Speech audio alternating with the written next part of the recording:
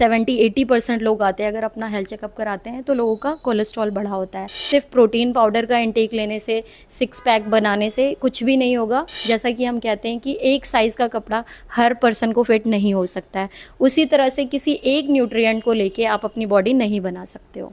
नमस्कार, आप देख रहे हैं न्यूज़ स्ट्रीट और मैं हूं आपके साथ श्रुति। इस वक्त हमारे साथ मौजूद है नोएडा की जानी मानी डाइटिशियन एक्सपर्ट, जिनसे बातचीत करेंगे। सबसे पहले तो आजकल ये देखा जा रहा है कि जो यंगस्टर है वो कुछ ज़्यादा ही प्रोटीन इंटेक कर रहे हैं, प्रोटीन पाउडर आने लगा मार्केट में, तो उनका ऐसा लग रहा है कि सिक्स पैक पाना और कूल दिखना तो एकमात्र तरीका है, प्रोटीन पाउडर लेके जिम चले जाना एकमात्र तरीका है। लेकिन क्या ये हेल्दी तरीका है खुद के बॉडी को सिक्स पैक या फिर तमाम चीज़ों से खुद की बॉडी को गुड लुक्स देना, ये सही तरीका है? नमस्कार, मेरा नाम स्मिता जायसवाल है, मैं एक डाइटिशियन हूँ। तो आपके चैनल के माध्यम से मैं आपको बताना चाहूँगी कि बिकॉज़ अभी आजकल ऐसी कंडीशन आ गई है कि लोग थोड़ा अवेयरनेस आफ्टर कोविड लोग अवेयर हो गए हैं न्यूट्रिशन के पॉइंट ऑफ व्यू से। बट अगर आप बात करो कि प्रोटीन पाउडर की, तो इट्स वेरी कॉमन। हमारे पास भी बहुत सारे ऐसे लोग आते हैं जो कि ओवर इनटेक हो जाता है उनका प्रोटीन का। तो इसको मैं एक छोटे से एग्जाम्पल से आपको समझाना चाहूँगी। Suppose you are a student, आप एक स्टूडेंट हो और आपके पास 5 सब्जेक्ट हैं टू कंप्लीट योर कोर्स, ठीक है। बट आप सपोज़ मैथ्स का एग्जांपल लेते हैं, आप मैथ्स में बहुत अच्छे हो, तो आपको क्या लगता है कि अगर आपने मैथ्स में 100 में 100 मार्क्स पा लिए और बाकी सब्जेक्ट में आप एवरेज हो या उससे कम हो, तो इससे क्या आप कंप्लीट अपना कर पाओगे, पर्पस पूरा कर पाओगे? नहीं, बिकॉज़ एक सब्जेक्ट में आपकी एक्सपर्टीज़ है बट बाकी सब्जेक्ट का क्या। उसी तरह से हमारी बॉडी होती है। हमारी बॉडी बनी है, एक बैलेंस डाइट उसके लिए बना है। तो आपको लगता है कि अगर बाकी न्यूट्रिएंट को छोड़ के आप सिर्फ प्रोटीन पे फोकस करोगे तो सिर्फ उससे ही आपकी बॉडी नहीं बनती है, बल्कि आज की डेट में उसके बहुत सारे साइड इफ़ेक्ट हैं जिससे कि लोग सफ़र कर रहे हैं। किडनी की प्रॉब्लम बहुत कॉमन है, और इसके अलावा भी बहुत सारी ऐसी बीमारी है जो कि ओवर इनटेक ऑफ प्रोटीन से होती है। तो मेरी तो यही सलाह होगी कि देखा देखी लोगों पे ना जाइए। सिर्फ प्रोटीन पाउडर का इंटेक लेने से, सिक्स पैक बनाने से कुछ भी नहीं होगा। आपको एक बैलेंस डाइट फॉलो करनी है। कितना प्रोपोर्शन किस एज के लिए, आपकी लाइफस्टाइल कैसी है, वर्क का स्टाइल कैसा है, अगर आप सेडेंट्री में हैं या फिर बहुत हैवी वर्क करते हैं, उसके लिए अलग अलग तरह की रिक्वायरमेंट हर बॉडी की अलग अलग होती है। आपको उसे ही फॉलो करना है। जैसा कि हम कहते हैं कि एक साइज़ का कपड़ा हर पर्सन को फिट नहीं हो सकता है, उसी तरह से किसी एक न्यूट्रिएंट को लेके आप अपनी बॉडी नहीं बना सकते हो। एक और चीज़ है कि कोविड से पहले हमने देखा था कि किस प्रकार लोग जो है वो डाइट को लेके अवेयर उतना नहीं थे। उनको लगता था कि जो खा रहे हैं, जैसा चल रहा है चले।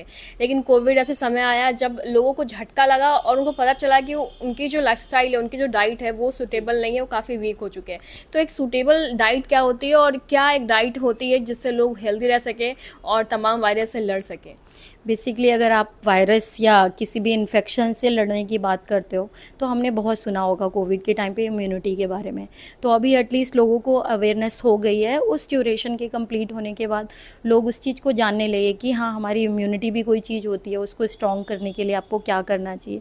तो जैसे कि अभी हम बात कर रहे हैं प्रोटीन की, मैंने बताया कि कोई एक न्यूट्रिएंट नहीं होता है। उसके लिए आपको एक बैलेंस डाइट फॉलो करनी है जिसमें वो सारे ही न्यूट्रिएंट होते हैं जो आपकी वेलबींग के लिए, एक हेल्दी लाइफस्टाइल के लिए अच्छे होते हैं। जिसमें पहला न्यूट्रिएंट होता है कार्बोहाइड्रेट, ठीक है। बेसिकली उसमें कैलोरी का अच्छा सोर्स होता है। उसके अलावा भी बहुत सारे न्यूट्रिएंट होते हैं। फिर प्रोटीन होता है जो कि बॉडी बिल्डिंग के लिए, मसल बिल्डिंग के लिए अच्छा होता है। उसके अलावा मिल्क एंड मिल्क प्रोडक्ट होता है, कैल्शियम का अच्छा सोर्स होता है, प्रोटीन अच्छा पाया जाता है। उसी तरह से फ्रूट्स एंड वेजिटेबल, बेसिकली वो वाइटामिन और मिनरल से रिच होते हैं। हम बात कर रहे हैं वाइटामिन सी बेसिकली इम्यूनिटी को स्ट्रॉन्ग करता है। उस टाइम पे भी आपने देखा होगा कि लोग लेमन का यूज़ कर रहे हैं, बिकॉज लोगों को पता होता है कि आंवला हो गया, नींबू हो गया, ये सब विटामिन सी, जितने भी सिट्रस फ्रूट होते हैं विटामिन सी रिच होते हैं जो कि आपकी इम्यूनिटी को बढ़ाते हैं। बट उस टाइम पे आपने देखा था हम काढ़ा पिया करते थे, है ना। लगभग हर व्यक्ति पूरे दिन में 1 बार 2 बार काढ़े का उपयोग करता था। तो बेसिकली जो हर्ब्स होते हैं, स्पाइसेस हमारी होती हैं, लौंग, इलायची, बहुत सारी ऐसी चीज़ें, दालचीनी होगी। तो इस तरह से इन सब का भी अपना अपना रोल होता है जो आपकी इम्यूनिटी को स्ट्रॉन्ग करने के लिए अच्छा होता है। प्लस उसी तरह से आज बात करें तो गुड फैट की बात करते हैं। हमारा लास्ट न्यूट्रिएंट होता है ऑयल एंड नट्स, जो कि जिसमें कि गुड फैट होता है। आजकल हम देख रहे हैं कोलेस्ट्रॉल बहुत कॉमन प्रॉब्लम है। मतलब 70-80% लोग आते हैं, अगर अपना हेल्थ चेकअप कराते हैं तो लोगों का कोलेस्ट्रॉल बढ़ा होता है। उसका रीज़न ये है कि हमारे खाने का लाइफ़स्टाइल ऐसी हो गई है। लाइक हम दिन भर एसी में बैठे रहते हैं, वर्क फ्रॉम होम कर रहे हो, ऑफिस में कर रहे हैं, बिल्कुल भी चलना फिरना नहीं होता है, ड्राइव करके जा रहे हैं, बेसिक काम के लिए भी लोगों ने मेड लगा रखी है। तो उस तरह से उनकी लाइफ़स्टाइल हो गई है कि वो पूरी तरह से डिपेंडेंट हो गए हैं। और वर्कआउट की बात करें तो कुछ लोग अवेयर हैं, बट अभी सभी को ये चीज़ें नहीं पता है। प्लस आउटसाइड फूड का हम इतना ज़्यादा इस्तेमाल कर रहे हैं, जोमेटो, स्विगी, बहुत सारे ऐसे ऐसे ऑप्शन आ गया है कि हम चुटकियों में घर पे खाना मंगा लेते हैं, ठीक है। बट हमें नहीं पता कि वो बाहर का खाना किस तरह के ऑयल में बना हुआ है। जो रीयूज्ड ऑयल होता है, जिसको हम ट्रांस फैट कहते हैं, वो बेसिकली रिस्पॉन्सिबल होता है कोलेस्ट्रॉल के लिए। तो इस तरह से सारे ही न्यूट्रिएंट का अलग अलग रोल है। कुछ गुड फैट वाली चीज़ें हैं, जैसे नट्स हो गए, बादाम, अखरोट, ऐसी चीज़ें हो गई हैं जो कि आपके कोलेस्ट्रॉल के लेवल को कम करती हैं। बेसिकली कोलेस्ट्रॉल कई तरह के होते हैं, गुड कोलेस्ट्रॉल, बैड कोलेस्ट्रॉल। कोई भी एक्सेस होगा कोई भी न्यूट्रिएंट तो वो प्रॉब्लम करेगा, या फिर किसी भी चीज़ की डेफिशिएंसी होती है तो वो हमारे शरीर को, हमारे बॉडी को इफ़ेक्ट करेगी। तो इस तरह से हमें एक प्रॉपर बैलेंस डाइट फॉलो करना चाहिए। आजकल लोग देख रहे हैं कि स्किन से जो ग्लो है वो ख़त्म हो जा रहा है, जल्दी झुर्री आने लग रही है, कलर फेड हो जा रहा है, तमाम चीज़ों से लोग दिक्कतों का कर रहे हैं। ख़ास करके महिलाओं में देखें तो उनको अपने स्किन को लिए काफ़ी ज़्यादा कंसर्न होता है, इसे लेकर तमाम केमिकल्स हो, क्रीम हो, फेशियल हो, वो करवाती है ग्लो पाने के लिए। लेकिन सही तरीका क्या है ग्लो पाने का? क्या वो क्रीम तमाम केमिकल लगा के, या फिर कोई और भी ऐसी चीज़ है जिससे वीमेंस जो है वो अपने स्किन का ग्लो वापस रिगेन कर सकती है? बेसिकली अगर आप स्किन की बात करते हो तो स्किन पे आपने जैसे बोला कि बहुत सारे केमिकल का यूज़ करते हैं, क्रीम का यूज़ करते हैं। तो what is that chemical? Like जो कुछ भी आप अपनी बॉडी पे अप्लाई कर रहे हो, आप सपोज़ कोई भी क्रीम अप्लाई करते हो अपनी स्किन पे और थोड़ी देर बाद देखोगे कि वो वहाँ से गायब हो जाती है, आपकी बॉडी एब्जॉर्ब कर लेती है। तो इट मीन्स कि वो केमिकल आपकी बॉडी खा जाता है एक तरह से, ठीक है। यानी कि वो बॉडी के अंदर वो केमिकल जा रहा है, ठीक है। तो ये प्रॉब्लम सबसे पहले क्यों होती है? अगर आपकी स्किन पे झुर्रियाँ है या किसी भी तरह की ड्राइनेस है, तो कहीं ना कहीं कुछ ऐसे न्यूट्रिएंट है जो स्किन के लिए बने, उसकी डेफिशिएंसी है। जैसे ड्राइनेस की बात करते हैं तो इट मीन्स कि आपकी बॉडी में जो मॉइस्चर, जो लिक्विड का अमाउंट होता है वो कम होता है। तो आपको कहीं ना कहीं उसको कंप्लीट करना होता है। उसके सोर्सेज क्या है, कैसे आप उसका इंटेक कर सकते हो, क्या कर सकते हो कि वो अच्छी हो जाए। लाइक अगर हम देखें तो हम हर किसी भी लेडी की चाहत होती है कि उसकी स्किन बहुत अच्छी हो, फ्लॉलेस स्किन हो, बट हम चाहते हैं कि एप्पल जैसा हमारे पिंकिश हो स्किन, ठीक है। तो उसके लिए हमें उसी तरह के भोजन का भी उपयोग करना है। तो उसमें सबसे इम्पॉर्टेंट रोल होता है फ्रूट्स एंड वेजिटेबल का, ठीक है। Fruits and vegetable basically nutrient rich होते हैं, वो सारे वाइटामिन्स, मिनरल्स उसमें मौजूद होते हैं जो एक ग्लोइंग स्किन के लिए ज़रूरी होते हैं। प्लस हम बात करते हैं वाटर की। आज की डेट में वाटर का इंटेक भी, बिकॉज हम अगर पूरे दिन एसी में बैठे हैं तो ऑब्वियसली हमें प्यास नहीं लगती है। तो वो जो प्रॉपर हमारे पूरे दिन की रिक्वायरमेंट होती है वाटर की, वो पूरी नहीं हो पाती है, जिसकी वजह से ड्राइनेस आ जाती है, डिहाइड्रेशन होता है, स्किन आपकी रफ़ी हो जाती है।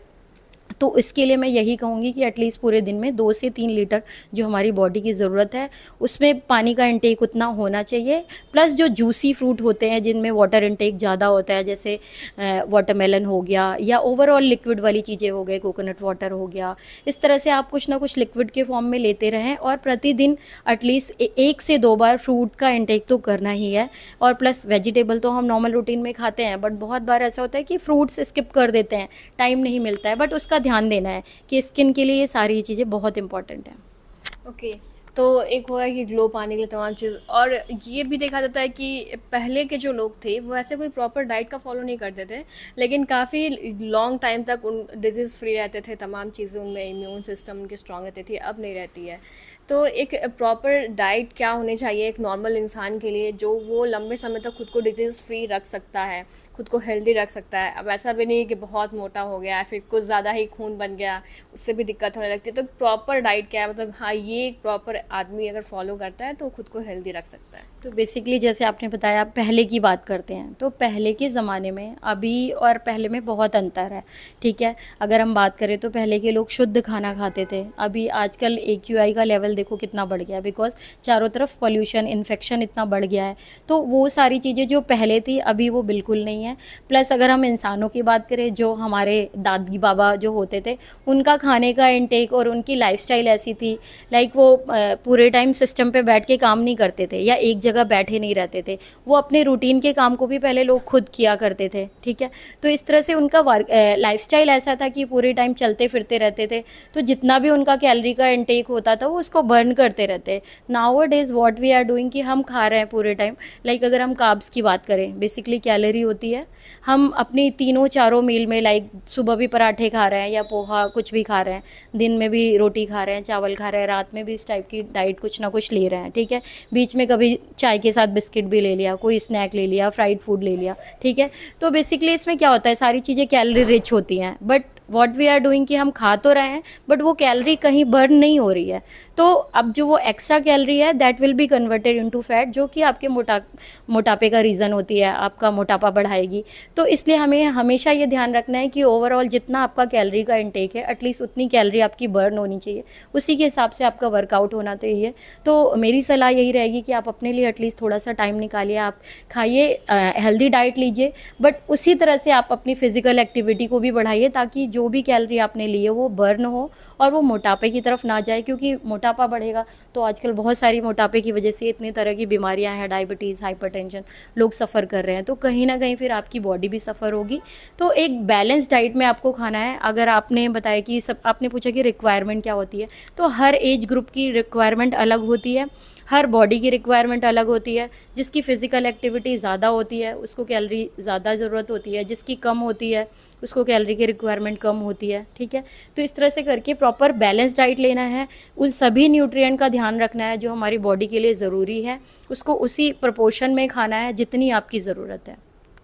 तो ये हमारे साथ बातचीत करने के लिए डाइटिशियन एक्सपर्ट मौजूद थे, जिन्होंने तमाम बातों के बारे में हमें बताया कि एक प्रॉपर डाइट क्या होना चाहिए ताकि एक लॉन्ग टर्म पर आप हेल्दी रह सके। साथ ही साथ जो आजकल यंगस्टर काफ़ी ज़्यादा प्रोटीन पाउडर का इस्तेमाल कर रहे हैं, तो उससे क्या चीज़ है जो उनमें लैक कर रहा है, जो होना ज़रूरी है। तो आपको ये वीडियो कैसी लगी हमें कमेंट करके ज़रूर बताएं। धन्यवाद।